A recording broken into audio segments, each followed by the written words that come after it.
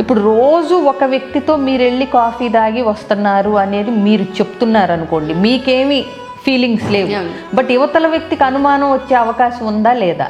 డెఫినెట్గా ఉంటుంది. ఎగ్జాక్ట్లీ. అంటే అవతల వ్యక్తికి మీరు ట్రాన్స్పరెంట్గా చెప్తున్నా ఒక అలవాటు పదే పదే చేస్తున్నప్పుడు ఎదుటి వ్యక్తికి ఆ బీజం పడే అవకాశం ఇస్తున్నారు అనేది గుర్తుపెట్టుకోండి.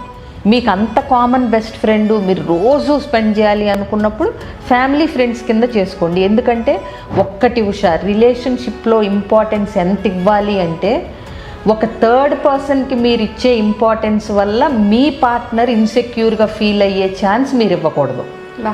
ఆపోజిట్ జెండర్తో ఫ్రెండ్షిప్స్ అది తప్పని నేను అన్నాను, బట్ అవి ఏ లెవెల్కి వెళ్ళకూడదు అంటే ఆ ఫ్రెండ్షిప్ చూసి మీ పార్ట్నర్కి ఒక జలస్ ఇన్సెక్యూరిటీ కలుగజేసే అవకాశం మీ వైపు నుంచి మీరు ఇవ్వకూడదు. వాళ్ళకు అనుమానం వస్తే దట్ ఈస్ దేర్ ప్రాబ్లం, మీరేం చేయకుండా, బట్ అవకాశాలు అయితే మీరు ఇవ్వకూడదు అనేది గుర్తుపెట్టుకోండి.